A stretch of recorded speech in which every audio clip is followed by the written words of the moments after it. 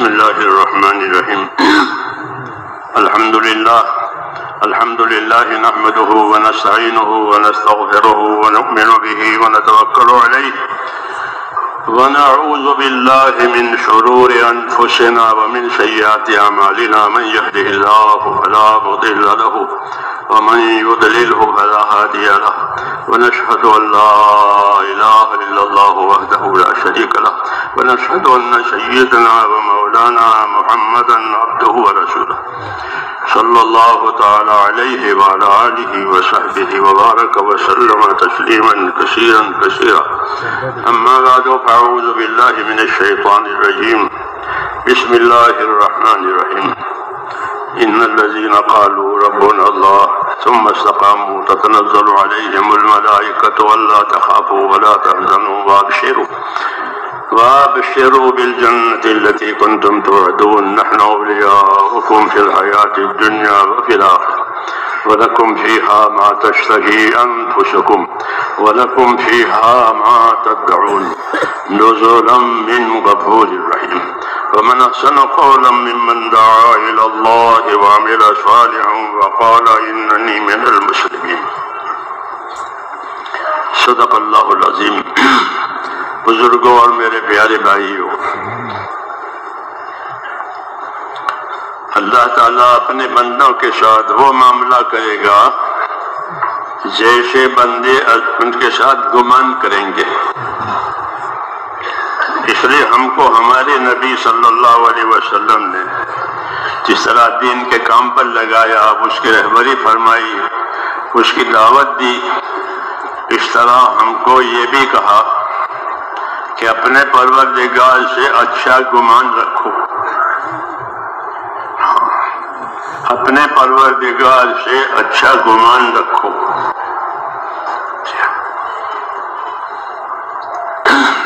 جابر ابن عبداللہ رضی اللہ عنہ یہ کہتے تھے کہ کیا آپ نے اپنی وفات سے پہلے مجھ سے یہ فرمایا کہ جابر تمہاری موت اس حالت میں آوے کہ تمہارا گمان اپنے پروردگار کے ساتھ اچھا ہو.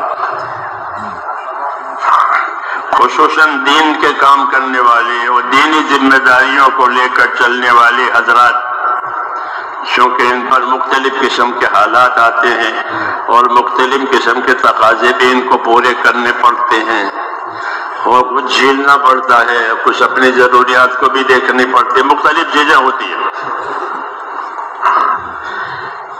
تو اس لیے یہ ہدایت دی ہے کہ اپنے اللہ سے اچھا گمان رکھو، اس لیے کہ کام بنانے والا کون ہے؟ اللہ. کام بنانے والا وہ ہے جس نے زمین آسمان پیدا کیے. کام بنانے والا وہ ہے جس نے ہم کو پیدا کیا، ہماری ضرورتوں کو پیدا کیا، ہماری ضرورتوں کے اسباب کو پیدا کیا. جس نے سب کچھ پیدا کیا ہے اور سب کچھ کرنے والا ہے، وہی ہماری مدد کرنے والا ہے، وہی ہماری نصرت کرنے والا ہے، وہی ہمارے کام بنانے والا ہے. یہ ہم کو تعلیم دی ہے. اس کی وجہ بظاہر ایک تو یہ ہے کہ آدمی کا نفس جو ہے وہ حالات سے گھبراتا ہے. علماء نے لکھا ہے کہ نفس کی مثال ایسی ہے جیسے چھوٹا بچہ گھبراتا بہت ہے، ڈرتا بہت ہے. ہاں، یہاں تک کہ اپنے فائدے کی چیزوں سے بھی ڈرے کہ بھئی بال کٹوا لو، کپڑے بدل لو، نہا لو تو وہ روئے. ہاں، ابھی تیرے فائدے کی بات ہے لیکن چونکہ اس میں عقل نہیں ہے، نادانی ہے، اپنی مصلحت کی خبر نہیں ہے، اپنے نقصان کی خبر نہیں ہے. ایسے ہی آدمی کا نفس ہے کہ وہ گھبراتا ہے حالات سے، ڈرتا ہے حالات سے. اور شیطان کا کام بھی یہی ہے، تخویف. اللہ نے ہم کو بتایا ہے کہ شیطان تم کو ڈرائے گا اپنے سے، اپنے آدمیوں سے، اپنے کارندوں سے. انما ذالکم الشیطان یخوف اولیاء فلا تخافوہم. کہ شیطان تم کو اپنی ذات سے بھی اپنے کارندوں سے بھی ڈرائے گا، وہ یوں کر لیں گے، یوں کر لیں گے، یوں کر لیں گے۔ حضور صلی اللہ علیہ وسلم کو ڈراتے تھے کہ آپ کے مقابل میں ابو سفیان جو کھڑا ہے، اس وقت مسلمان نہیں ہوتے، آپ کے مقابلے میں تھے۔ ابو جہل کے مرنے کے بعد انہوں نے ذمہ داری لی تھی ابو جہل والی، پھر بعد میں اللہ نے ان کو ہدایت دی، تو وہ ابو جہل کے بعد انہوں نے کمان سنبھالی تھی، تو ان کی طرف سے ایسی خبریں وہ چھوڑتے رہتے تھے تاکہ آپ اور آپ کے ساتھی خوف زدہ ہو جائیں، خوف زدہ ہو جائیں۔ تو اللہ نے فرمایا کہ ڈرنے کی کوئی بات نہیں ہے، انما ذالکم الشیطان، اصل تو شیطان ہے، وہ اپنے کارندوں سے تم کو ڈراتا ہے۔ اس لیے اصل ڈرنا تو اللہ تعالیٰ سے ہے، کیونکہ اس کے ہاتھ میں ہماری حیات ہے، ہماری موت ہے، ہمارے مسائل ہے، اور ساری مخلوق کے مسائل اس کے ہاتھ میں ہے۔ وہ ہوگا کائنات میں جو اللہ چاہے گا، وہ نہیں ہوگا جو مخلوق چاہے گی، ہاں اللہ جو چاہے گا وہ ہوگا۔ اس لیے ایک تعلیم ہم کو یہ دی ہے کہ اللہ سے اچھا گمان کریں، اچھا گمان رکھیں، اچھی امیدیں رکھیں۔ ابشروا وعملوا ما یسرکم، کہ بشارتیں سنا کرو، فضائل سنا کرو، خوشخبریاں لیا کرو، اور اللہ سے امیدوار رہو، اللہ سے امیدوار رہو ایسے حالات کے جو کہ تمہیں خوش کر دیں گے۔ یہ فرمایا تھا کیونکہ صحابہ پر بہت سے حالات آئے، بہت کتنے حالات آئے جیسے کلیجہ منہ کو آ گیا۔ تو یہ کہا کہ اللہ تعالیٰ سے امیدوار رہو، تم اچھا گمان کرو، بشارتیں سنو، کہ اللہ ایسے حالات بھی لاوے گا کہ جو تم کو خوش کر دے گا۔ اس لیے ایک سبق ہمارا یہ بھی ہے کہ دین کے کام کرنے میں اپنے اللہ سے اچھا گمان رکھا جاوے، یقین رکھا جاوے کہ وہ ہوگا جو اللہ چاہے گا، جو نہیں چاہے گا اللہ وہ کائنات میں ہو ہی نہیں سکتا، کائنات میں ہو ہی نہیں سکتا، اللہ نے نہیں چاہا ہے اور ہو جائے، ہاں وہ ہوگا جو اللہ چاہے گا۔ اس لیے ہم کو یہ سبق دیا ہے بزرگوں نے کہ من اصلح ما بینہ وبین اللہ اصلح اللہ ما بینہ وبین خلقہ، یہ لکھا بزرگوں نے کہ جو لوگ اپنا اور خدا کا معاملہ ٹھیک رکھیں گے تو اللہ ان کا اور مخلوق والا معاملہ ٹھیک کر دے گا، اللہ ان کا اور دنیا والوں کا معاملہ ٹھیک کر دے گا، دیر سے یا سویر سے۔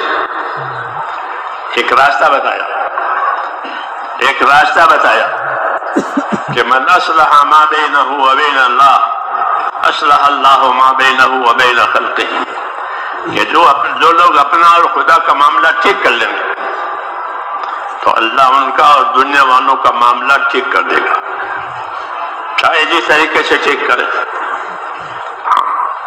اس کے بعد بہت راستے ہیں، اللہ بڑی قدرت والے ہیں، اللہ بڑی تدبیروں والے ہیں، ہاں بڑی تدبیروں والے ہیں، آسمانوں سے تدبیریں کرتے ہیں زمین تک، تو وہ بڑی تدبیروں کے مالک ہیں، بڑی قدرت والے ہیں کہ وہ کریں گے۔ شرط یہ ہے کہ دین کے کام کرنے والوں کا معاملہ اللہ تعالیٰ سے صحیح ہو، اس لیے کہا جو اپنا اور معاملہ خدا کا معاملہ ٹھیک کر لیں گے تو اللہ ان کا اور مخلوق والا معاملہ ٹھیک کر دے گا۔ یہ ضرور ہے کہ دنیا حالات کا گھر ہے، یہاں حالات آتے ہیں، حالات کے بغیر دنیا نہیں ہے، حالات کے بغیر دنیا نہیں ہے۔ آخرت ہی ایک ایسی جگہ ہے کہ وہاں ایک ہی حال رہے گا، بس ایک ہی حال رہے گا، یا کامیابی یا ناکامی، ختم، حالات نہیں بدلیں گے، یہاں بدلیں گے۔ دنیا کو اللہ تعالیٰ نے حالات کا گھر بنایا ہے، اور یہ حالات انسانوں پر گزرتے ہیں، بیماریاں، تندرستیاں، دشمنیاں، دوستیاں، ہدایت، گمراہی، یہ سب کے حالات کہ انسان ہی اس کا شکار ہوتے ہیں، انسانوں پر یہ گزرتے ہیں۔ تو یہ تو ایک بات ہوئی کہ دنیا کو اللہ نے حالات کا گھر بنایا ہے۔ آدمی چاہے نہ چاہے، بعض دفعہ اچھے حالات آتے ہیں، خوشحالیاں آتی ہیں، ہر لائن سے خوشحالی، اور بعض دفعہ ناگوار حالات آتے ہیں ہر حالت سے۔ تو ہدایت کی بات یہ ہے کہ ہم حالات کے تابع نہیں ہیں، ہم حکم کے تابع ہیں۔ آدمی مالدار بھی ہوتا ہے، غریب بھی ہوتا ہے، تندرست بھی ہوتا ہے، بیمار بھی ہوتا ہے، دشمن ہی دوست، کہ یہ حالات ہیں، یہ گزرنے کے لیے ہیں۔ جتنے حال آتے ہیں وہ آتے ہیں اور گزرتے ہیں، جیسے بچپن آیا گزر گیا، جوانی آئی گزر گئی، بوڑھاپا آیا گزر گیا۔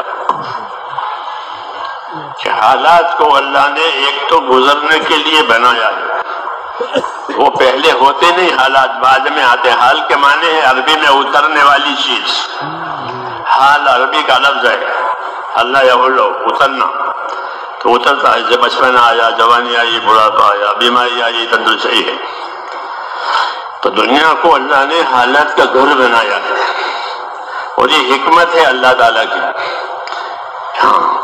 کہ حالات کے ذریعے سے بندوں کا امتحان لیں گے۔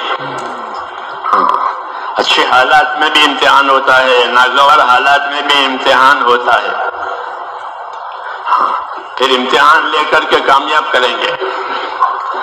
اس لیے حالات کو قرار نہیں ہے، حالات بدل جاتے ہیں، مگر ہوتے ہیں امتحان کے لیے۔ اس امتحان میں پاس ہونے کے لیے اپنا تعلق اللہ تعالیٰ سے صحیح کرنا پڑتا ہے، کہ اللہ سے اپنا تعلق صحیح کرو۔ اپنا تعلق اللہ تعالیٰ سے صحیح کرو۔ جیسے کیوں کہ جب اللہ تعالیٰ سے تعلق صحیح ہوگا تو پھر اللہ تعالیٰ کی مدد ہوگی، حفاظت ہوگی، اللہ کی قدرت ساتھ ہوگی۔ اس لیے بزرگوں نے فرمایا کہ من اصلح ما بینہ و بین اللہ اصلح اللہ ما بینہ و بین خلقہ، کہ جو لوگ اپنا اور خدا کا معاملہ ٹھیک کر لیں گے تو اللہ ان کا اور مخلوق والا معاملہ ٹھیک کرے گا۔ یہ دعوت ہے کہ اللہ سے معاملہ صحیح رکھو۔ کہ اللہ سے معاملہ صحیح رکھنے کی کیا صورت ہے کہ ایک تو اللہ تعالیٰ سے اچھا گمان رکھو، اللہ پر یقین کرو کہ سب کچھ اللہ کے ہاتھ میں ہے، سب کچھ اللہ کے ہاتھ میں ہے، کسی کے ہاتھ میں کچھ نہیں ہے۔ حیات اور موت جس کے ہاتھ میں ہے اس کے ہاتھ میں سارے مسائل ہیں، اس کے ہاتھ میں سارے مسائل۔ اس لیے ایک یقین کہ اللہ سے ہوگا، اللہ کے غیر سے نہیں ہوگا۔ جی ہاں، ورنہ شیطان اور نفس، شیطان ڈراتا ہے، نفس گھبراتا ہے، اور دنیا دھوکہ دیتی ہے۔ یہ تینوں ایک طرف ہے۔ شیطان ڈراتا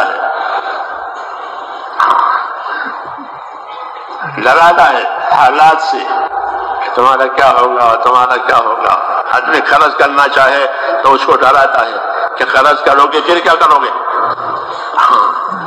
ان شیطان محتاجی سے ڈراتا ہے، فقر و فاقہ سے ڈراتا ہے۔ تم پیسے خرچ کرو گے، صدقہ کرو گے، لگاؤ گے، تین پر پھر کیا کرو گے۔ یہ کہ وہ محتاجی سے ڈراتا ہے۔ اس کے جواب میں یہ ہے کہ ہم اللہ تعالیٰ جو ہے وہ ہمارے ساتھ ہے، اللہ ہمارے ساتھ ہے۔ حضور صلی اللہ علیہ وسلم کو یہی سبق سکھایا، موسیٰ علیہ السلام کو یہی سبق سکھایا۔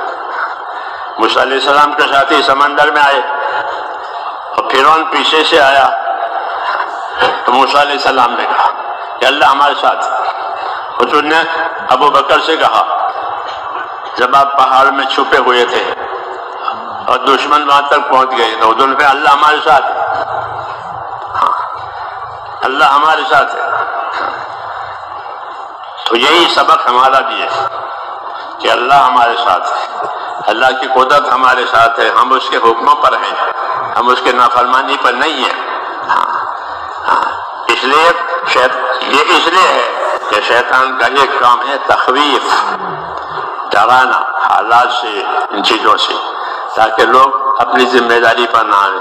جب آدمی کو حالات سے ڈراتا ہے اور وہ حالات سے ڈر جاتا ہے تو شیطان ہنستا ہے کہ اس نادان کو دیکھو، ابھی تو کچھ ہوا نہیں ہے، ابھی تو کچھ ہوا نہیں ہے، اس سے پہلے ہی ڈر رہا ہے۔ ہاں، بیوقوف بناتا ہے۔ یہ لکھا کتابوں میں کہ وہاں جائیں گے تو بیمار ہو جائیں گے، وہاں جائیں گے تو یہ ہو جائیں گے، وہ کچھ نہیں، کچھ ہوا ہی نہیں ہے، اس سے پہلے ڈرا دیا۔ تو ایک کام اس کا تخفیف کا ہے کہ اللہ کے معاملے میں ڈراوے۔ کوئی دنیا کا معاملہ ہو، کوئی گناہ کا معاملہ ہو تو دنیا والے دنیا کے معاملے میں نہیں ڈرتے، وہ گناہ کرنے والے گناہ کے معاملے میں نہیں ڈرتے حالات سے۔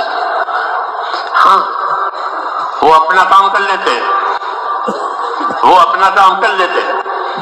اللہ تعالیٰ نے یہی سبق دیا کہ جو لوگ تمہارے مقابلے میں ہیں اور تمہاری مخالفت کرتے ہیں وہ تو ڈرتے نہیں ہیں، اور تم کیسے ڈرتے ہو؟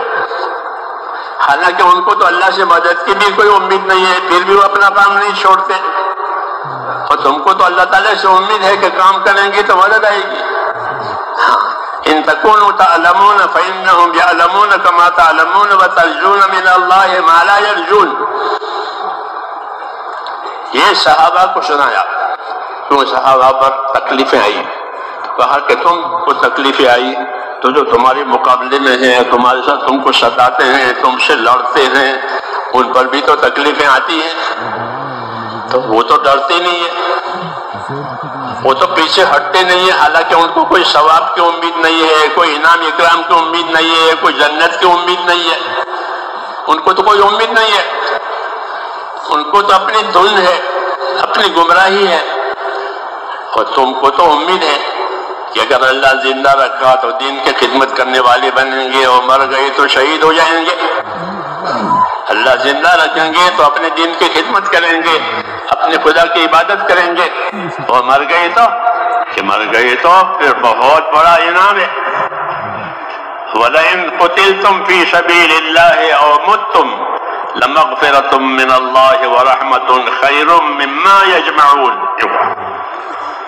کیونکہ منافقین اپنے آدمیوں کو ڈراتے تھے کہ کیوں جاتے ہو مرنے کے لیے وہاں، کیوں ان کے ساتھ رہتے ہو، کیوں کلمہ پڑھتے ہو، مر جاؤ گے، ہلاک ہو جاؤ گے۔ اللہ تعالیٰ نے فرمایا کہ اگر ایمان کے ساتھ، دین کے کام کے ساتھ مرنا بھی ہو گیا، یا کیوں کسی نے مار ڈالا، دونوں، کہ وَلَئِن قُتِلْتُمْ فِي سَبِيلِ اللَّهِ أَوْ مُتُّمْ لَمَغْفِرَةٌ مِّنَ اللَّهِ وَرَحْمَةٌ خَيْرٌ مِّمَّا يَجْمَعُونَ، کہ اگر تم اللہ کے راستے میں مر گئے تو اسے ہو رہا ہے کہ اللہ کے راستے میں گئے تھے، کسی ملک میں جا کر انتقال ہو گیا، ساتھیوں کو ہوتا ہے، موت تو اپنی جگہ پر آتی ہے، اپنے وقت پر آتی ہے، موت کے لیے جگہ بھی مقرر ہے، موت کے لیے وقت بھی مقرر ہے۔ ہاں، کہاں کون مرے گا یہ لکھا ہوا ہے، کس وقت مرے گا یہ لکھا ہوا ہے، بتایا نہیں ہے، مگر لکھا ہوا ہے۔ وما تدری نفس بأی ارض تموت، کوئی نہیں جانتا کو کس زمین میں مرے گا، مگر وہاں جا کے مرے گا۔ نظام ہے اللہ کا کہ جہاں جس کی روزی ہوگی وہاں جائے گا، جہاں جس کی موت ہوگی وہ وہاں جائے گا، یہ قاعدہ ہے، تاکہ کوئی کام کرنے والا دین کا نہ گھبراوے کہ بھئی جہاں مرنا ہے وہاں تو جانا ہی جانا ہے، اور جہاں روزی ہے وہاں جانا ہی جانا ہے، جہاں جس کی روزی ہوگی وہ جائے گا۔ ہم لوگ امریکہ میں تھے، اس زمانے میں بیمار ہوا تھا، پھر علاج ہوا، حالت اچھی ہوئی تو ساتھی وہاں کے روز عصر کے بعد خیر خبر پوچھنے آتے تھے، ہمارے ساتھ بیٹھتے تھے۔ میں ان سے کہتا تھا، میں نے کہا تمہاری روزی یہاں لکھی ہوئی ہے امریکہ میں، اس لیے تم آئے ہو، اس وجہ سے نہیں آئے ہو، روزی لکھی ہوئی ہے وہاں جانا ہے، موت لکھی ہوئی ہے وہاں جانا ہے، یہ بتایا۔ یہ قاعدہ ہے، دو چیز آدمی را کشد زور زور، یکی آبودانا دیگر خاک گور، فارسی کا شعر ہے یہ کتابوں میں، کہ دو چیز آدمی کو کھینچتی ہے، وہ زور سے کھینچتی ہے، یعنی اس کے سامنے اس کے چلتی نہیں آدمی کی۔ وہ دو چیز کیا ہے جو کھینچتی ہے؟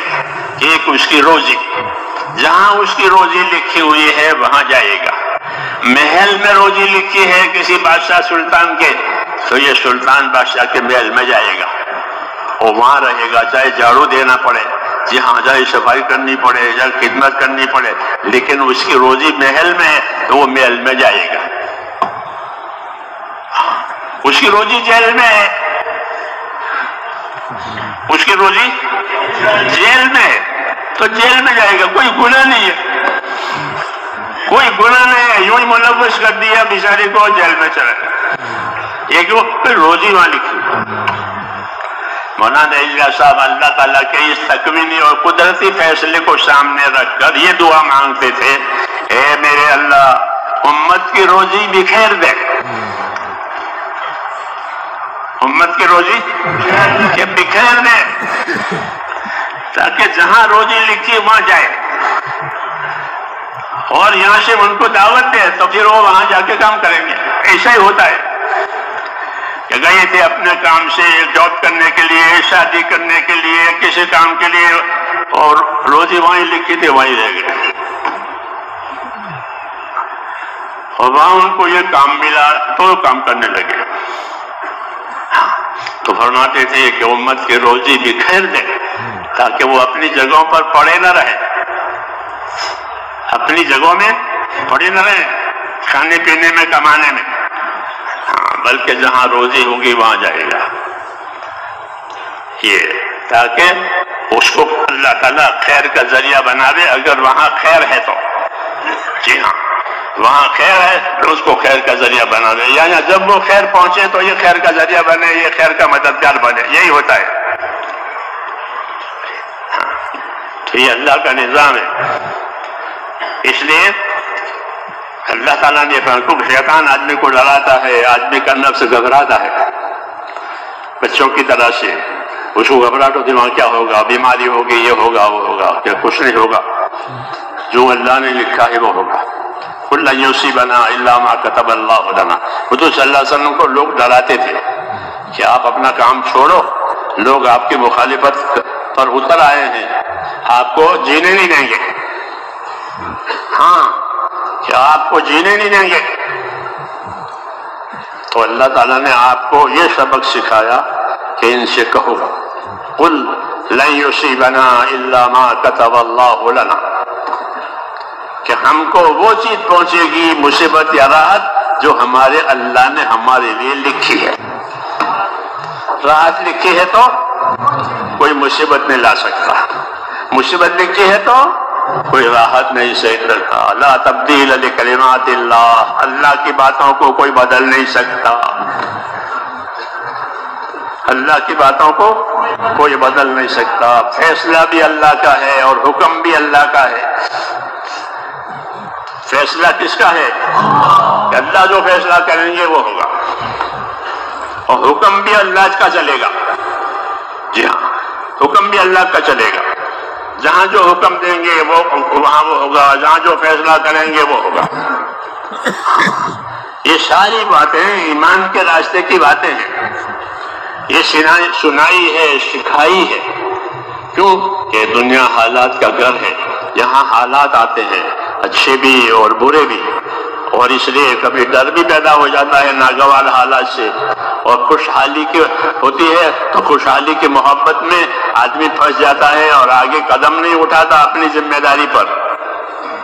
تو اس لیے یہ باتیں کہی ہے، یہ باتیں کہی ہے کہ حالات ہیں اللہ تعالیٰ لاتے ہیں، حالات بدل جاتے ہیں، حالات بدل جاتے ہیں، لیکن حکم نہیں بدلتا، حکم نہیں بدلتا، حکم اپنی جگہ پر رہتا ہے، حالات بدلتے رہتے ہیں۔ مولانا محمد یوسف صاحب رحمۃ اللہ علیہ یہ سمجھاتے تھے کہ ہم حالات والے نہیں ہیں، ہم تو حکم والے ہیں، ہم حالات والے نہیں ہیں، ہم تو حکم والے ہیں، کہ جس حال میں جس وقت میں جو حکم آئے گا ہمارے سر پر، ہم اس حکم کو پورا کریں گے، حال جو بھی ہو، حال جو بھی ہو۔ اور سمجھاتے تھے کہ دیکھو ہماری عبادتوں کا نظام، نماز، روزہ، حج، یہ ہماری عبادتیں ہیں، اس کا نظام قمری ہے، یہ چاند دیکھتے ہیں۔ کیا دیکھتے ہیں؟ رمضان کا روزہ رکھنا ہے تو چاند دیکھیں گے، عید کرنی ہے تو کہ چاند دیکھیں گے۔ تو رمضان کے روزے کے لیے، عید کے لیے، حج کے لیے چاند دیکھیں گے۔ تو ہمارا نظام چاند والا ہے، سورج والے نہیں ہے۔ سورج والے نظام میں ہر موسم کے مہینے مقرر ہیں، یہ گرمی کے مہینے، یہ سردی کے مہینے ہیں۔ یہ مہینے گرمی کے ہو گئے، یہ مہینے سردی کے ہو گئے، یہ مہینے بارش کے ہو گئے، وہ مقرر ہے۔ اس کو شمسی نظام کہتے ہیں، اس کو شمسی نظام کہتے ہیں۔ یہ گرمی کا مہینہ، یہ سردی کا مہینہ، یہ بارش۔ اس لیے اب گرمی ہو گئی کہ چھٹی کرو تو چھٹیاں ہو جاتی ہے کہ گرمی میں کام نہیں ہوتا، دماغ کام نہیں کرتا، گرمی بہت ہے۔ جہاں سردی ہوتی ہے وہاں سردی میں چھٹی کرتے ہیں کہ سردی بہت ہے، کام نہیں ہوگا، چھٹی کرو۔ تو فرماتے تھے ہم چھٹی والے نہیں ہیں، ہم تو عبادت والے ہیں، عبادت کے لیے پیدا ہوئے ہیں، عبادت کے لیے جس وقت میں جو حکم آئے گا وہ حکم پورا کریں۔ اس لیے فرماتے تھے ہمارا نظام قمری ہے۔ قمر کہتے ہیں چاند کو، کہ چاند دیکھیں گے، روزہ رکھنا ہے تو چاند دیکھیں گے، یہ نہیں دیکھیں کہ مئی جون کا مہینہ ہے، لمبے دن ہے، گرم ہے، ایسا ہے۔ چاند دیکھو، صوموا لرؤيته وافطروا لرؤيته، حضور فرماتے تھے صوموا لرؤيته وافطروا لرؤيته، چاند دیکھ کر روزے شروع کرو، چاند دیکھ کر عید کرو۔ چاند دیکھ کر روزے رکھو، چاند دیکھ کر عید کرو، چاند دیکھ کر حج کرو۔ جب حج کا مہینہ آ گیا تو کیا فرق پڑتا ہے؟ کہ فرق یہ پڑتا ہے کہ ہماری عبادتیں ہر موسم میں آتی ہے، ہماری عبادتیں ہر موسم میں آتی ہیں۔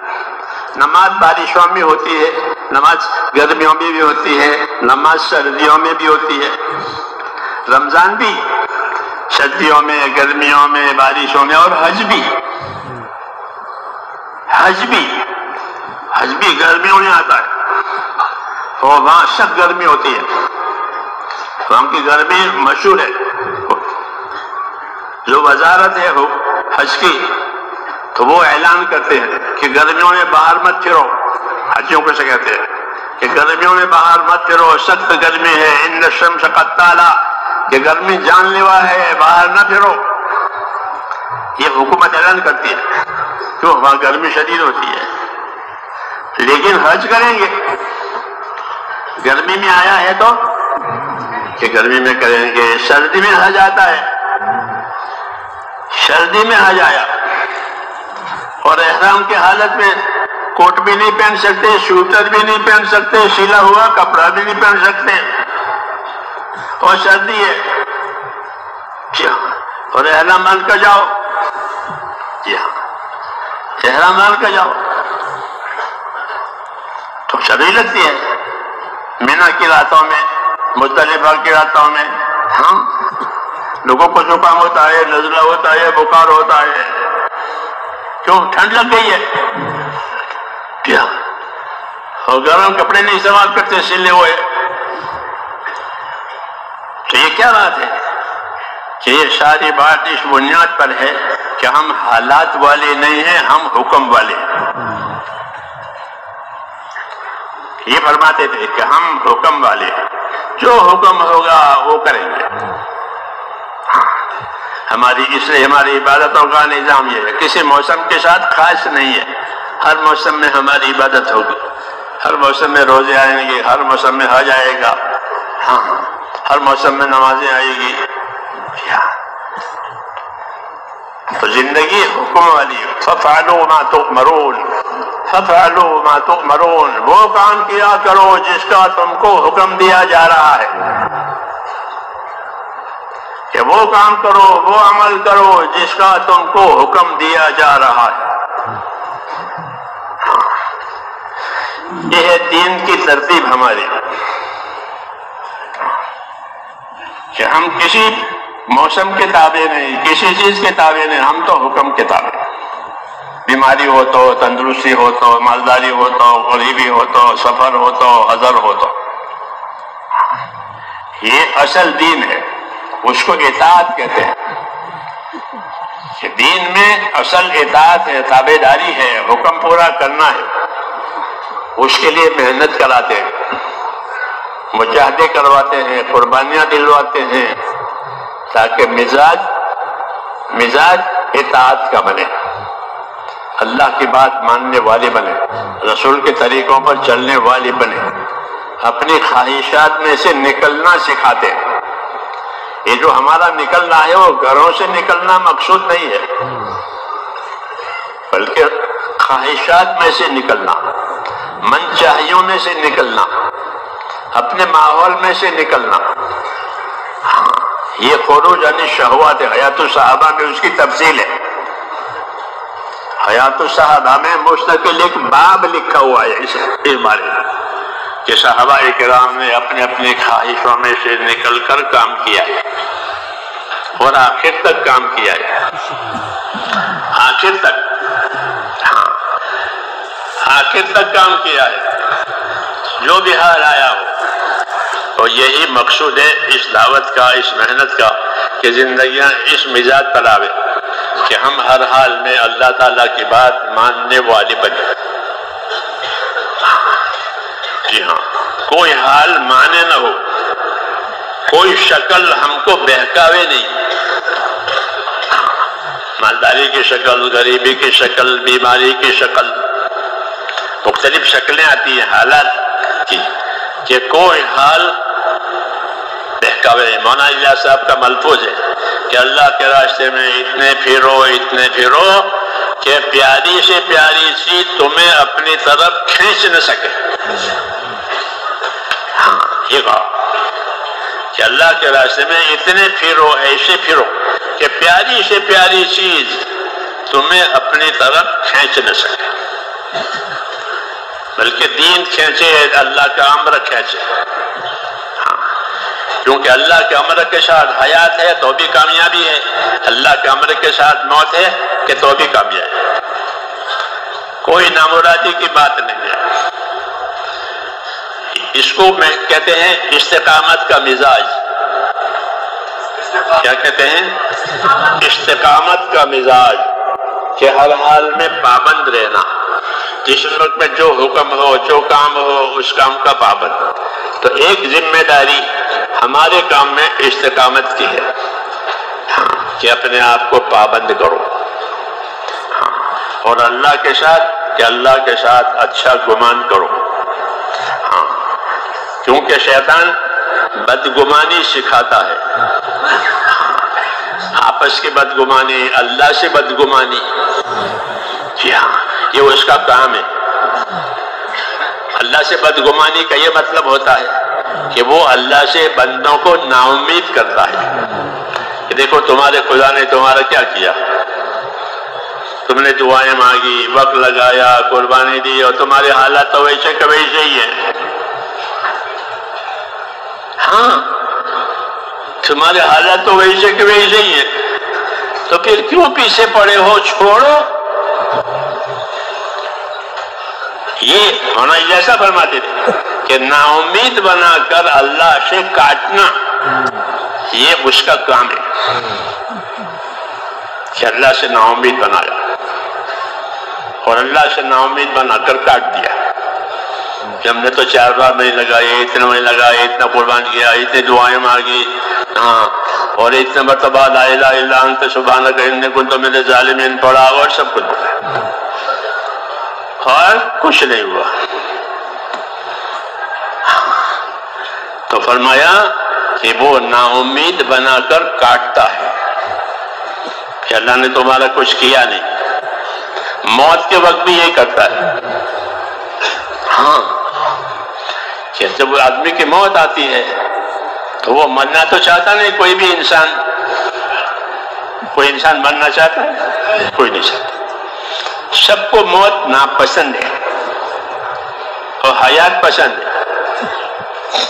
جی ہاں، سب کو، نیک ہو بد ہو، اس کو اپنی حیات پسند ہے۔ اب اس کی موت آئی تو موت کے وقت میں وہ اس کو بہکاتا ہے کہ دیکھو تیرے خدا نے تیری سنی نہیں، تو نے تندرستی کی دعا مانگی، تو نے آسانی کی دعا مانگی، تو تیرے خدا نے تیرے لیے آسانی بھی نہیں کی اور تجھے تندرستی بھی نہیں دی، اور یہ تیری موت آ رہی ہے، تیرے چھوٹے چھوٹے بچے ہیں، تیرا کاروبار ہے، ہاں اور کیا ہے کیا ہے، تو تیرا اللہ نے کیا رکھا؟ تیری تو کوئی چیز اللہ نے رکھی ہی نہیں۔ مفتی کے شفیع صاحب رحمۃ اللہ علیہ نے ایک چھوٹی کتاب لکھی ہے، اس میں یہ باتیں لکھی ہے، قید الشیطان عند موت الانسان، کہ شیطان کا بہکانا آدمی کے موت کے وقت میں، کہ موت کے وقت میں اس کو بہکاتا ہے تاکہ وہ اللہ سے بیزار ہو کر مرے۔ ہاں، کہ اللہ سے بیزار کر، اللہ نے یہ کیا میرا اتنا بھی نہیں کیا، میرا اتنا بھی، کہ وہ اللہ سے بیزار ہو کر مرے۔ ظاہر بات ہے کہ آدمی اللہ کے پاس جا رہا ہے اور اللہ سے بیزار ہے۔ جی ہاں، یہ اس وجہ سے کہ ہم حالات کے تابع نہیں ہیں، ہم حکم کے تابع ہیں، کہ ہمارا یہ مزاج ہے کہ ہم تو حکم والے ہیں، تو وہ ہم کو حالات سے ڈراتا ہے، نفس بھی حالات سے گھبراتا ہے۔ اس لیے حضور صلی اللہ علیہ وسلم کو یہ سکھایا اللہ نے کہ جب آپ کو لوگ ڈرائیں تو کہو کہ کل لن یصیبنا الا ما کتب اللہ لنا، کہ ہم کو تو وہ بات پہنچے گی جو ہمارے اللہ نے ہمارے لیے لکھی ہے۔ حیات لکھی ہے تو موت نہیں آئے گی، موت لکھی ہے تو حیات نہیں آئے گی، تندرستی لکھی ہے تو بیماری نہیں آئے گی، بیماری لکھی ہے تو تندرستی نہیں آئے گی، تاکہ وہ نا امید ہو جائے ہم سے، وہ ہم سے نا امید ہو جائے کہ یہ نہیں مانے گا۔ لیکن یہ اس وقت ہوتا ہے جب دنیا میں آدمی اپنے دین پر جمے، اپنے دین پر جمے۔ حضرت عمر فرماتے تھے کہ کما تحیون تموتون و کما تموتون تبعثون، یاد رکھو جیسی زندگی گزارو گے ویسے مرو گے، اور جیسے مرو گے ویسے اٹھو گے۔ اس لیے ہم کو یہ حکم ہوا ہے کہ وَلَا تَمُوتُنَّ إِلَّا وَأَنْتُمْ مُسْلِمُونَ، خبردار تمہاری موت اس حال میں آوے کہ تم اللہ کی بات مانتے مانتے مر جاؤ، اللہ کی بات قبول کرتے کرتے مر جاؤ۔ یہ کب ہوگا؟ کہ جب اللہ تعالیٰ سے ہمارا گمان اچھا ہو۔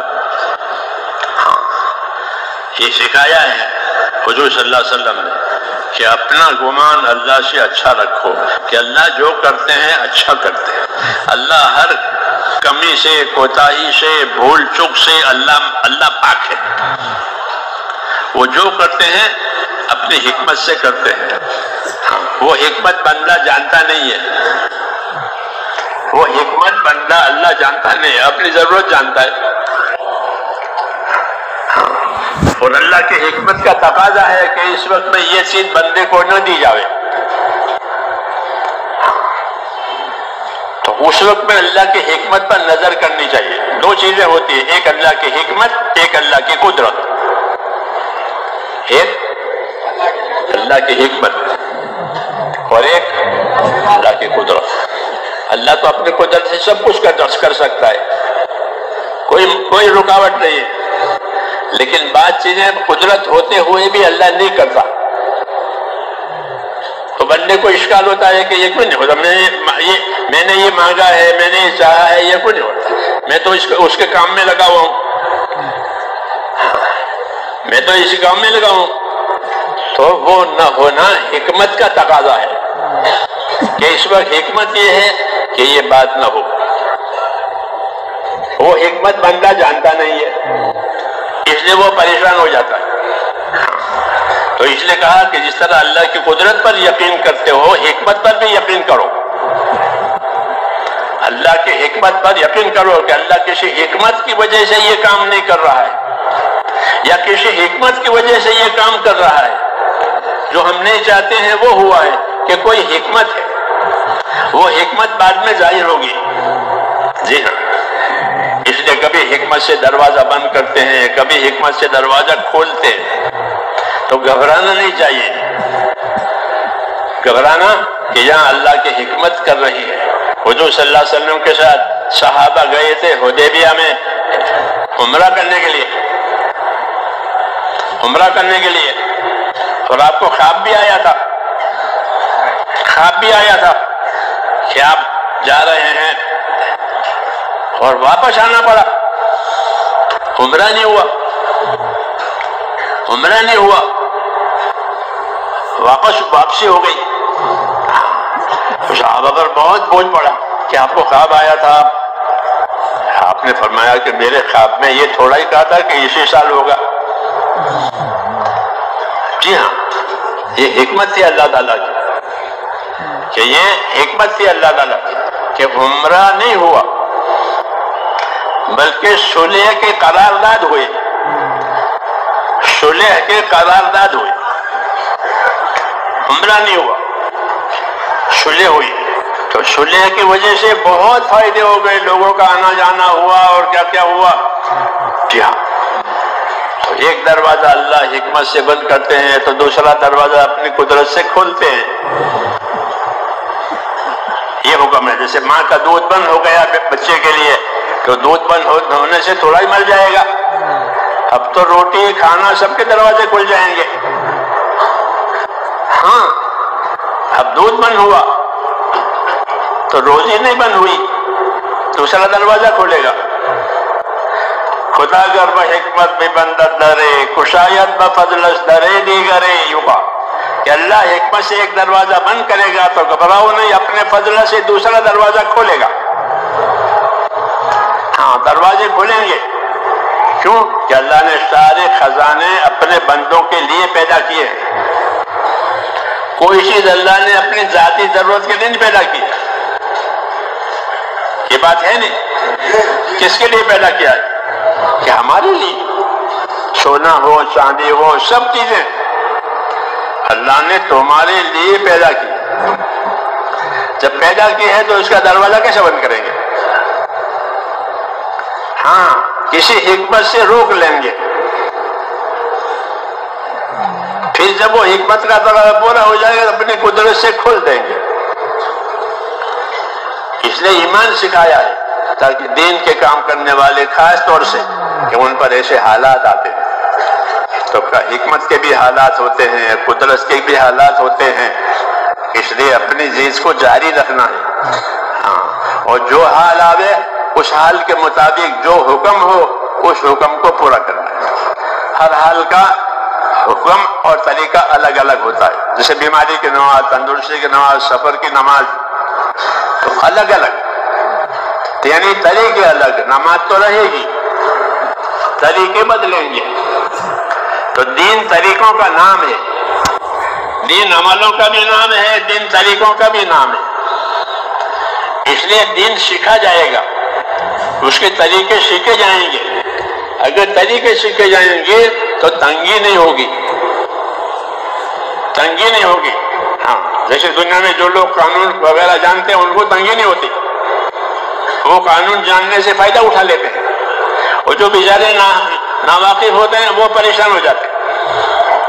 ہاں، تو ایسے ہی دین کی باتیں جاننے کی وجہ سے دین میں آسانیاں ہوتی ہیں.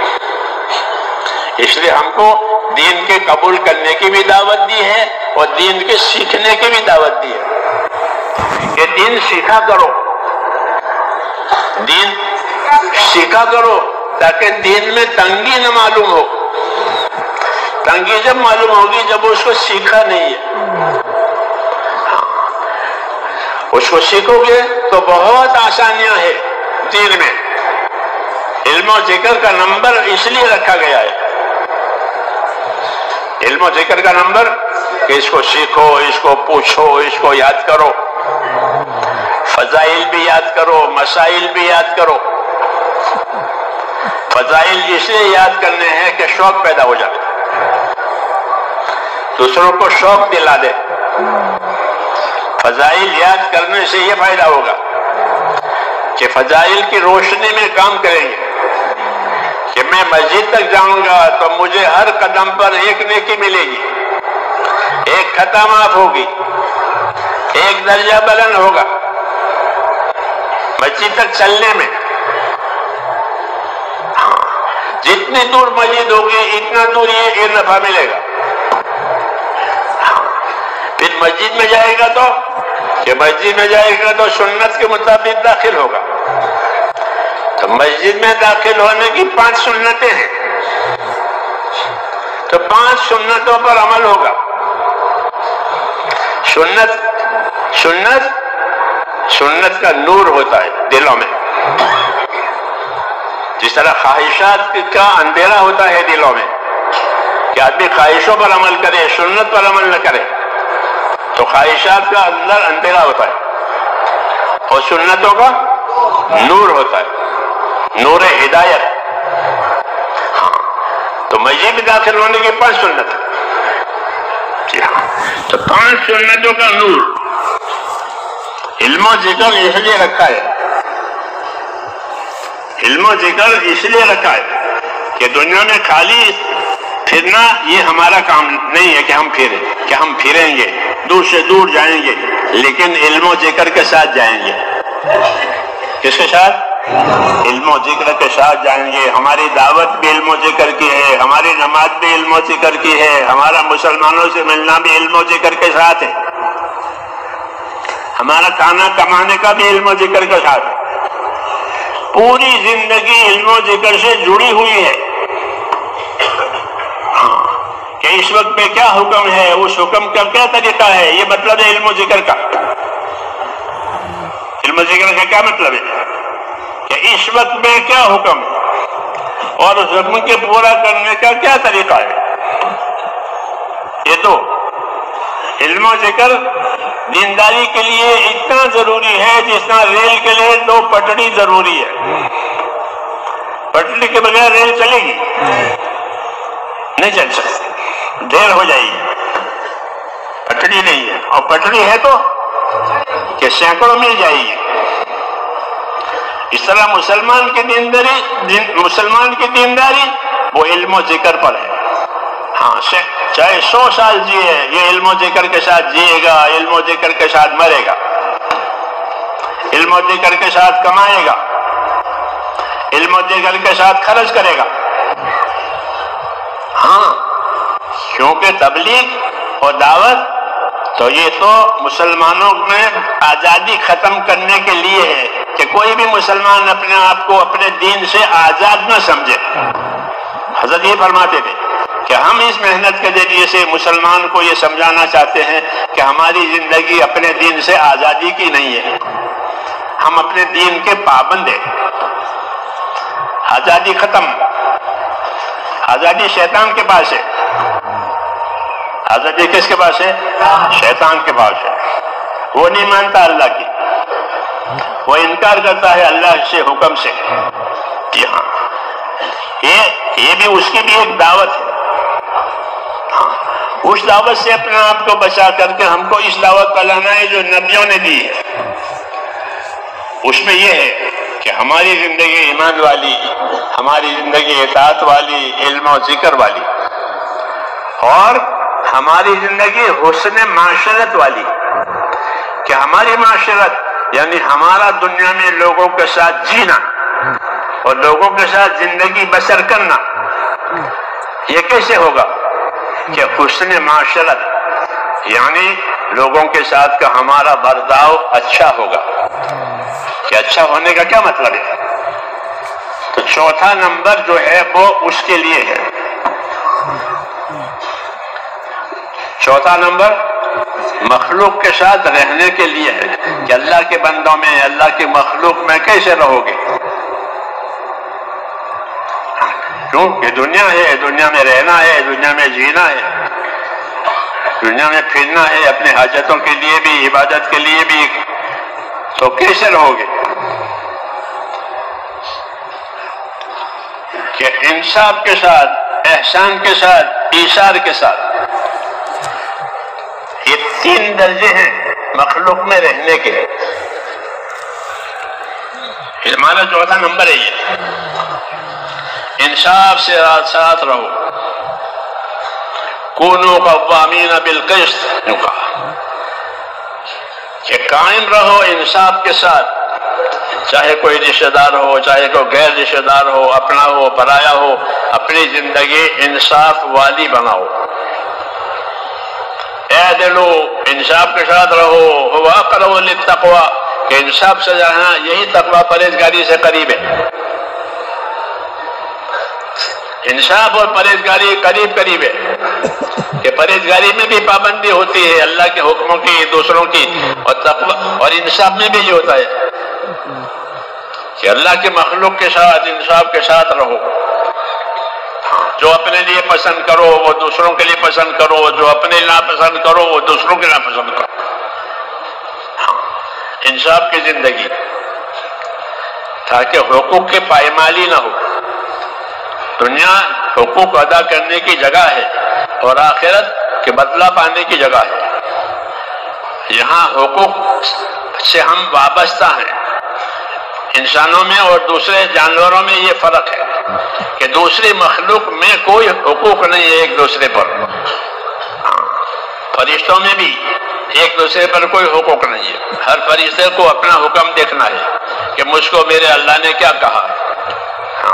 وَيَفْعَلُونَ مَا يُؤْمَرُونَ، ان کی یہ کارگزاری ہے کہ يَفْعَلُونَ مَا يُؤْمَرُونَ، کہ فرشتے وہی کام کرتے ہیں جن کا ان کو حکم دیا گیا ہے۔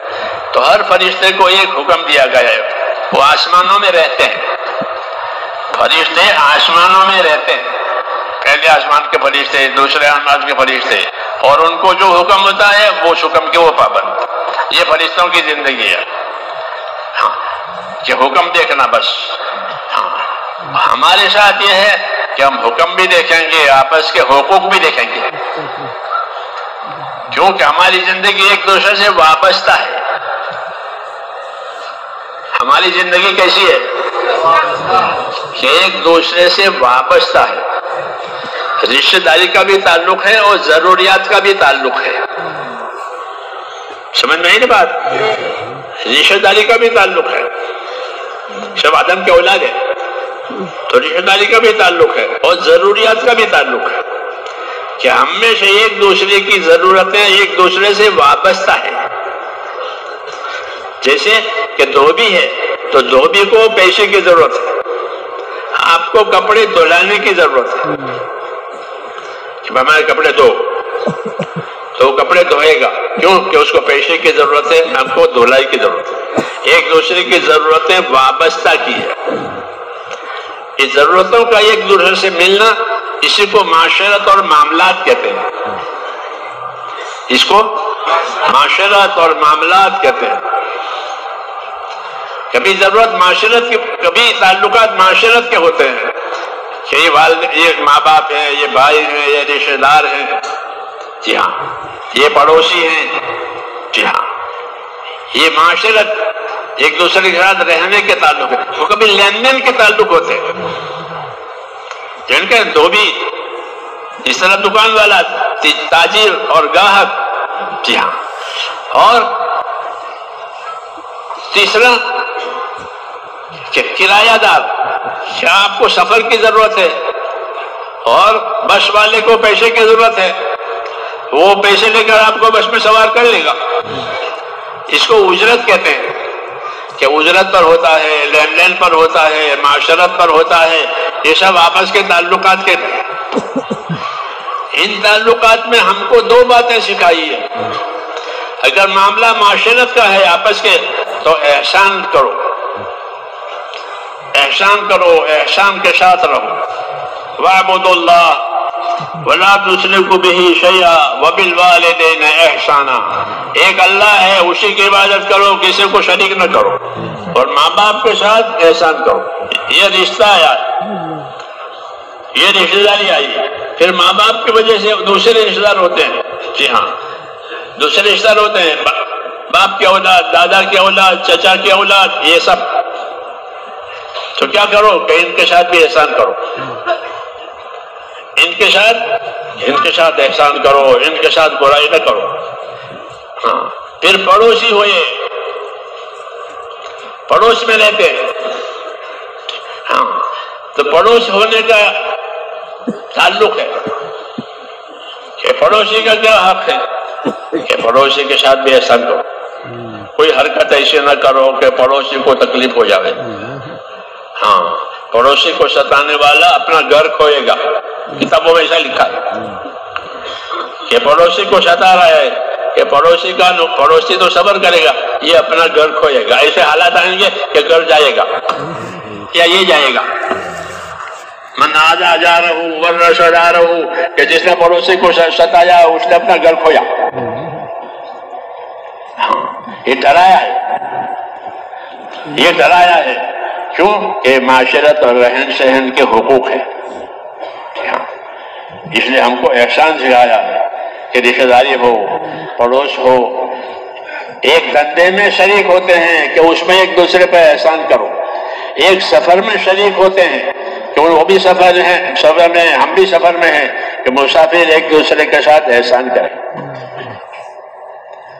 مسافر ایک دوسرے کے ساتھ احسان کریں، کیوں کہ یہ بھی مسافر ہے، یہ بھی مسافر ہے، اس کا کوئی رشتہ دار نہیں، اس کا کوئی بھی رشتہ دار نہیں، دونوں گاڑی میں ہے، دونوں اپنی سواری میں ہے، کوئی نہیں ان کا، یہی ایک دوسرے کے ساتھی ہیں۔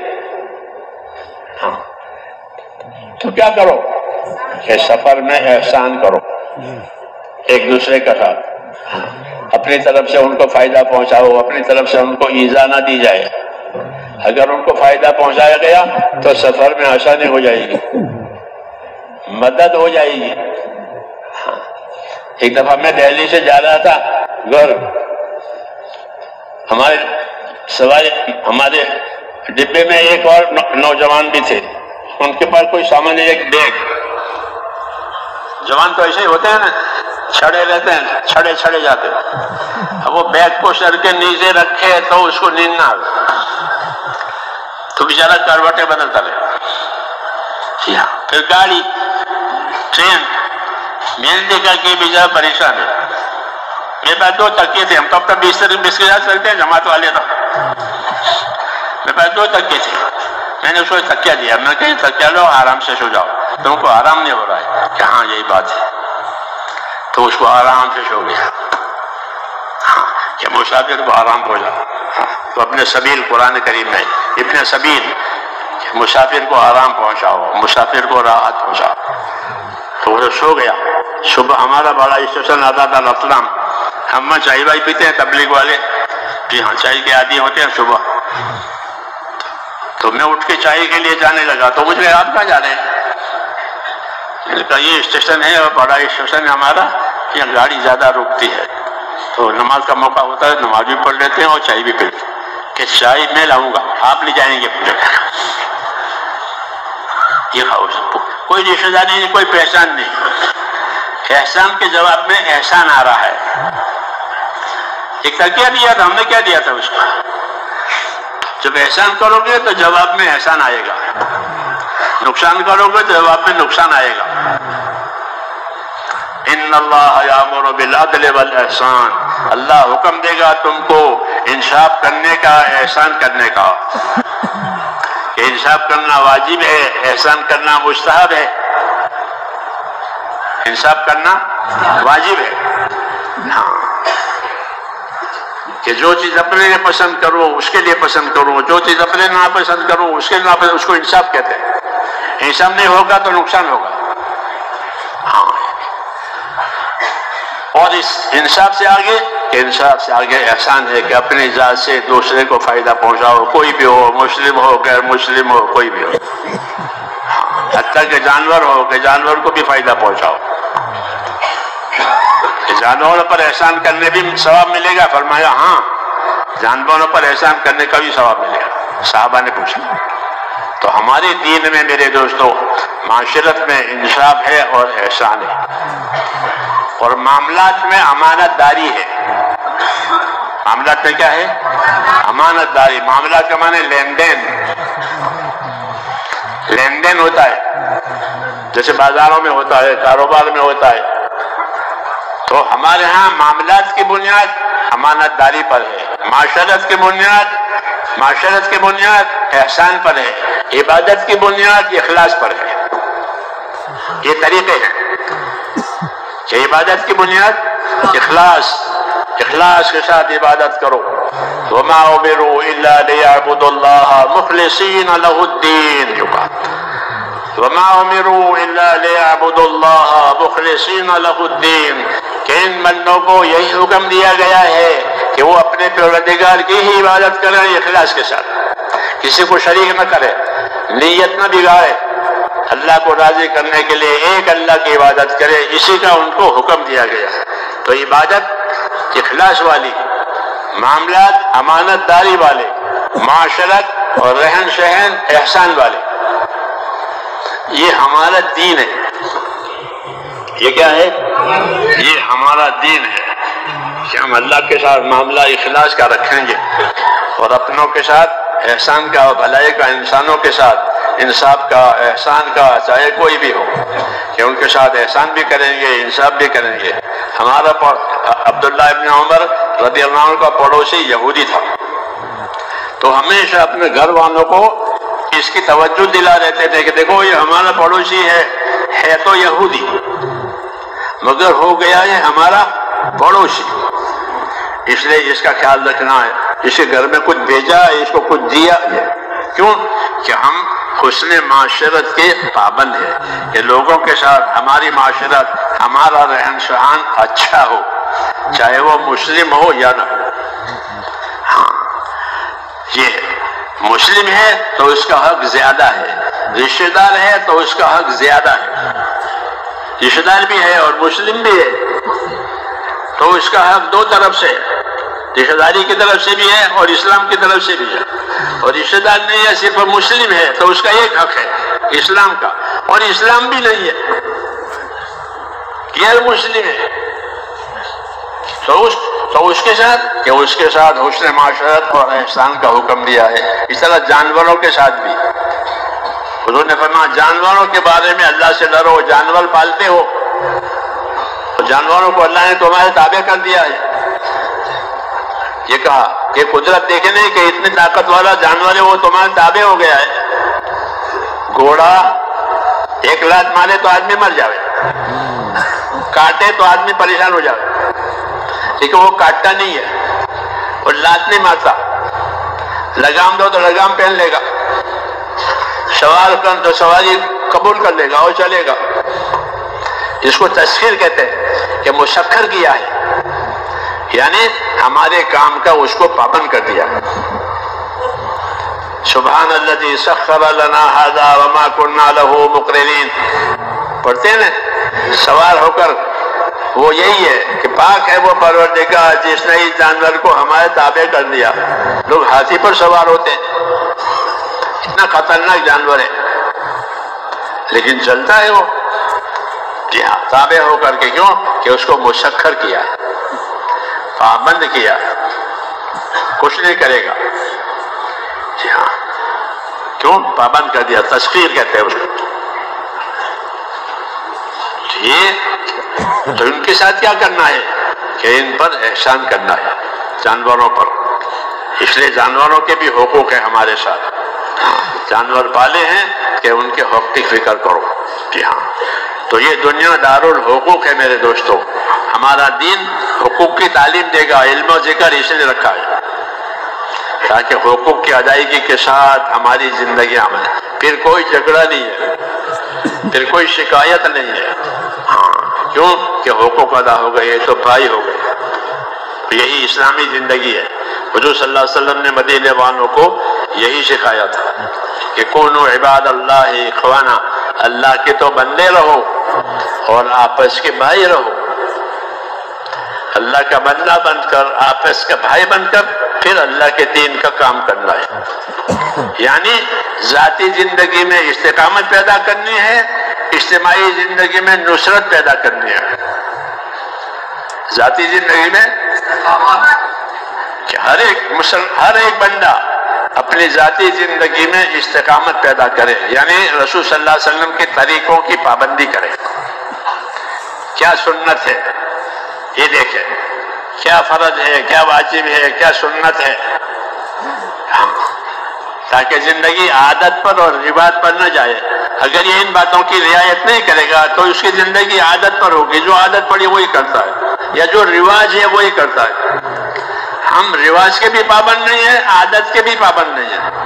ہاں یہ حکم ہے کہ اپنی عادتیں اچھے کاموں کی بناؤ. حضرت عمر رضی اللہ عنہ یہ تاکید کرتے تھے، جب لوگوں کو اللہ کے راستے میں جاتا ہوا دیکھتے تھے تو اس کے امیر سے کہتے تھے کہ یہ تمہارے ساتھ جا رہے ہیں لوگ. سعد بن ابی وقاص ایک مرتبہ ایک بڑی جماعت لے کر جا رہے تھے، تو ان سے فرمایا یہ بڑی جماعت تمہارے ساتھ جا رہی ہے، ان کو خیر کے کاموں کا عادی بنانا. کس کا؟ کہ اللہ کے راستے میں کنتم خیر امت، تم بہترین امت ہو. تو یہ بہترین امت بہترین چیزوں کی عادی بنے، ان کے ایمان میں کمال آ جائے، ان کو عبادت کا شوق پیدا ہو جائے. تبلیغ کرے اور عبادت کا شوق پیدا نہ ہو، یہ عجیب بات ہے. تجارت کرے اور مال کا شوق نہ ہو، ایسا ہوتا ہے؟ بولو، نہیں ہوتا. تاجر کہ اس کو نفع کمانے کا شوق ہوتا ہے، وہی تاجر ہے اور نفع کماوے. جو کھوٹ کھاوے وہ تاجر نہیں ہے، وہ خاسر ہے، کھوٹ کھانے والا ہے. تو کوئی تاجر ایسا نہیں ہوتا جو کھوٹ کھاتا ہو، مجبور ہو جائے کبھی کھوٹ ہو گئی، ورنہ تو نفع. ہاں تو ایسے ہی ہم اپنے نفع کے شوقین بنے. نفع سے کیا مراد ہے؟ کہ اپنا دین، اپنی عبادت، اس کا شوق پیدا ہو. تبلیغ میں پھرے اور نماز کا شوق نہیں ہے، تبلیغ میں پھرے ذکر کا شوق نہیں ہے، تبلیغ میں پھرے اور سنت کی پرواہ نہیں ہے. ہاں اس لیے علم و ذکر رکھا گیا ہے. کیا رکھا گیا؟ علم و ذکر رکھا گیا کہ اپنی زندگی کو علم بنانا. علم پر نہیں ہوگی تو جہالت پر ہوگی، ذکر پر نہیں ہوگی تو غفلت پر ہوگی.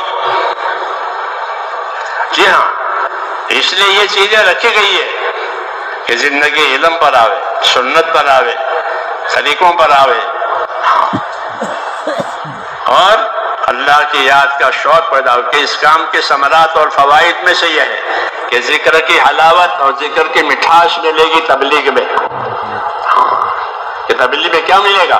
کہ تبلیغ میں آخرت کا خوف ملے گا. تبلیغ میں کیا ملے گا؟ کہ تبلیغ میں اللہ کا ذکر اور اللہ کی یاد، اس کا شوق پیدا ہوگا. اللہ کے ذکر میں مزہ آئے گا، دعاؤں میں مزہ آئے گا، دعائیں مانگے گا، اللہ کے سامنے روئے گا، عاجزی کرے گا تنہائیوں میں. یہ اللہ کے خصوصی انعامات ہوتے ہیں کہ جو کام کرنے کی وجہ سے ملتے ہیں. انعامات ہے یہ. چون خدا خواہد کہ ما یاری کند، میل مارا جانب زاری کند. بزرگوں نے کہا کہ جب اللہ ہمارے ساتھ خیر کا ارادہ کریں گے تو پھر ہمارا میلان اللہ کے سامنے عاجزی آہو زاری کی طرف ہوگا. یہ تنہائیوں میں اللہ سے ملے گا، تنہائیوں میں ذکر کرے گا، تنہائیوں میں روئے گا، اللہ کو راضی کرنے کی باتیں کرے گا، آخرت کی نجات کی باتیں اللہ سے چپ کے کرے گا. یہ ملتی ہے چیز تنہائی میں اللہ.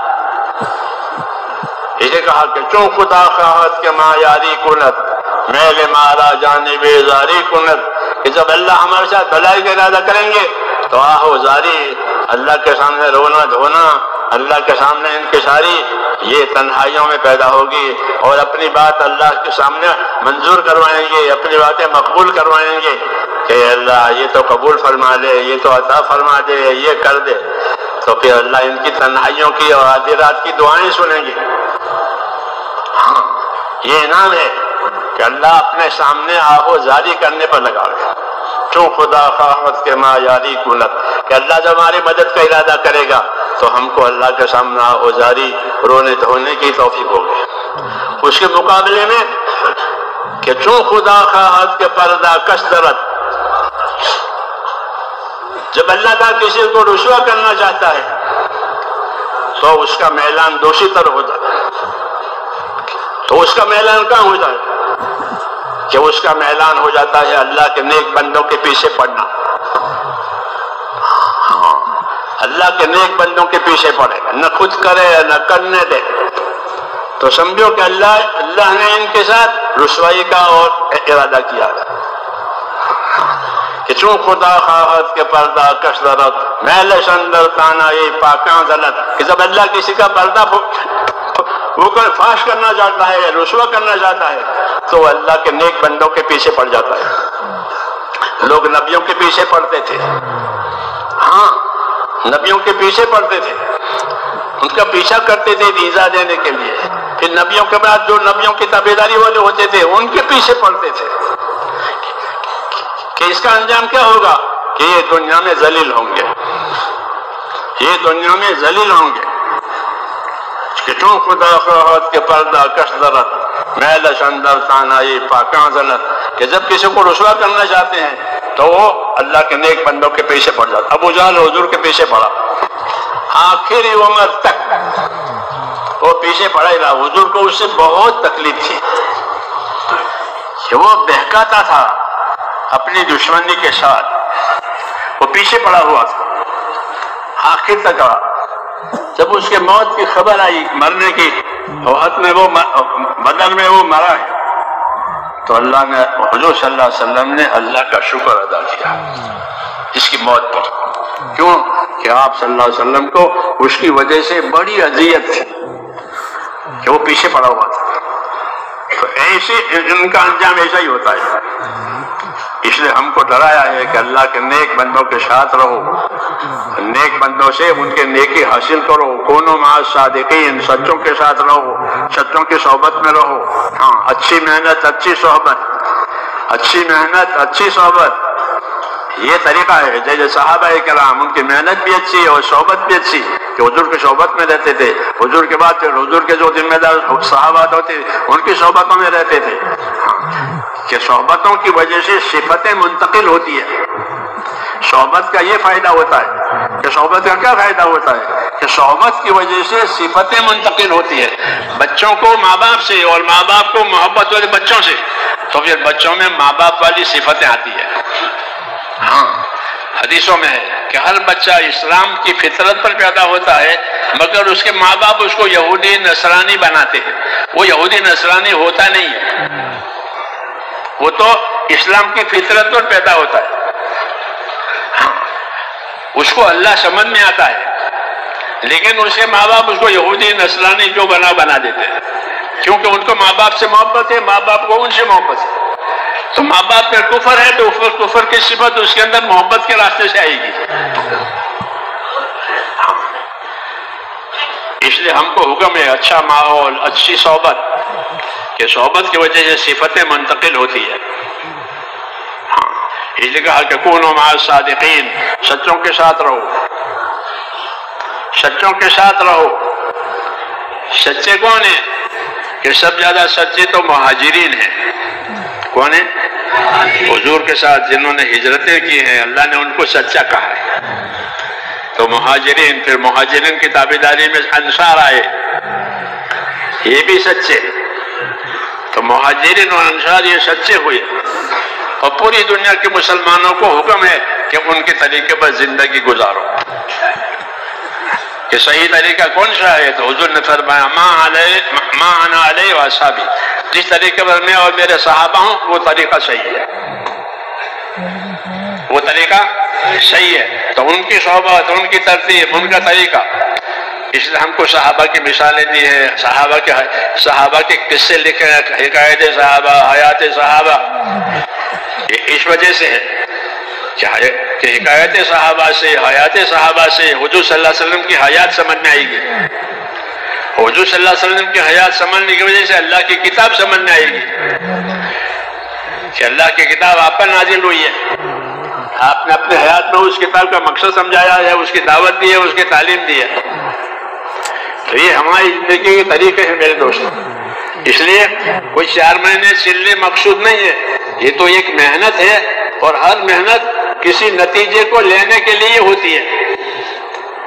محنت کہ محنت کا نتیجہ لینے کے لیے ہوتی ہے. تو ہماری محنت یہ ہے کہ ہماری زندگی سیرت والی، صحابہ والی، ہدایت والی یہ زندگی بن جائے، ایمان والی، اعمال والی، اخلاق والی، اخلاص والی، قربانی والی یہ زندگی بننا یہ مقصود ہے۔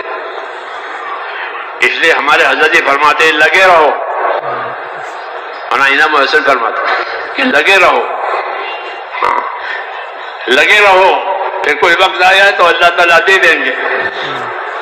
ہاں کہ لگے رہنا ضروری ہے کہ جو پھل لگا رہتا ہے تو وہ بڑا بھی ہوتا ہے، اس کا رنگ بھی بدلتا ہے، اس کا مزہ بھی بدل جاتا ہے۔ ایک آم کا پھل اگر اپنے درخت کے ساتھ لگا رہے تو پہلے چھوٹا تھا تو بڑا ہو جائے گا، پھر اس کا رنگ بدلے گا، پھر اس میں خوشبو پیدا ہوگی، اس میں مزہ آئے گا، پھر وہ اس قابل ہوگا کہ دنیا میں بیچا جائے، کہ یہ وہ کوالٹی ہے جو باہر جائے گی، مال کی ایک قسم۔ تو ایسے ہی آدمی اپنے مقصد حیات پر لگا رہا تو اللہ کے اندر وہ صفت اس کے اندر پیدا کریں گے کہ وہ ساری دنیا کو اس کی زندگی سے نفع پہنچے گا۔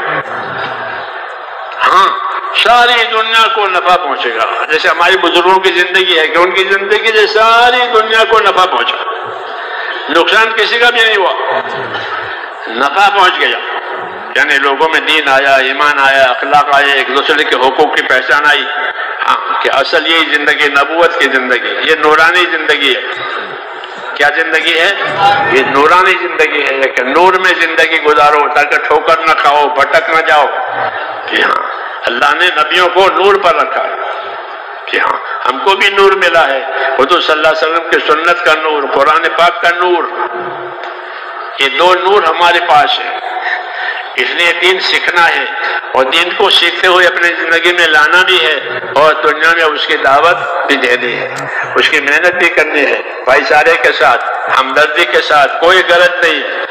جو کچھ لینا دینا ہے وہ اللہ سے، اللہ دے گا، اللہ سے لیں گے، اللہ سے مانگیں گے، کسی سے کوئی مطلب نہیں ہے۔ اس کو اخلاص کہتے ہیں۔ اخلاص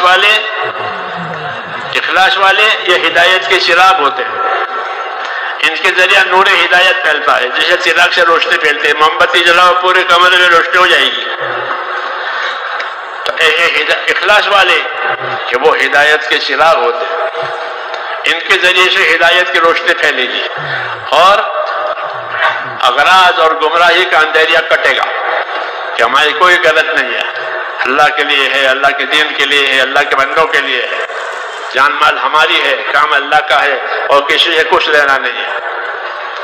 یہ اخلاص کہلاتا ہے اور اخلاص کی یہ علامتیں کہلاتی ہے کہ جان ہماری، مال ہمارا اور کوئی مطلب نہیں، کوئی تعریف کرے تو کوئی برائی کرے تو ہمیں اللہ کام کرنا ہے۔ اخلاص آخرت کو سامنے رکھ کر اللہ کی رضا کو سامنے کر کام کرنا، اس سے اخلاص آتا ہے اور اخلاص کی وجہ سے فتنے ختم ہوتے ہیں۔ جس طرح اغراض کی وجہ سے فتنے کھڑے ہوتے ہیں، اخلاص کی وجہ سے فتنے ختم ہو جاتے ہیں۔ اس لیے کہا کہ اخلاص والے وہ ہدایت کے چراغ ہیں، ان کے ذریعے سے فتنے ختم ہو جائیں گے۔ اللہ ہمیں نصیب فرما دے۔ ان باتوں کو پیدا کرنے کے لیے اللہ نے یہ چیز دے دی ہے، اس لیے حضرت جی فرماتے تھے اس میں لگے رہو، کوئی مدت شرط نہیں ہے، لگے رہو آخر تک۔ ہاں آخر تک کی تشکیل ہے، وَلَا تَمُوتُنَّ إِلَّا وَأَنْتُم مُسْلِمُونَ، خبردار تمہاری موت اس حال میں آوے کہ تم اللہ کی بات مانتے مانتے مر جاؤ، پھر جیسے مریں گے ویسے اٹھیں گے، ایمان کے ساتھ مرے ہیں ایمان کے ساتھ اٹھیں گے، یہ بشارت ہے۔ اور سامنے آخرت رکھنی ہے، آخرت کو سامنے رکھ کر کام کرنا ہے۔ انشاءاللہ اس کے لیے تیار ہے، ان کو تیار ہے۔ اب جو تقاضے دیے جائیں ان باتوں کو پیدا کرنے کے لیے، وہ دنیا میں جاری کرنے کے لیے، وہ تقاضے ہمیں اوڑھنے ہیں۔ یہ مصنون طریقہ ہے، یہ مصنون طریقہ ہے کہ انبیاء کرام تقاضے دیتے تھے اور امت تقاضے اوڑھتی تھی۔ وہی ہماری ترتیب ہے کہ ہمارے ذمہ دار حضرات تقاضے دیں گے اور ہم ان تقاضوں کو اپنی طاقت کے مطابق اوڑھیں گے اور اس میں آگے بڑھیں گے۔ اللہ تعالی ہم سب کو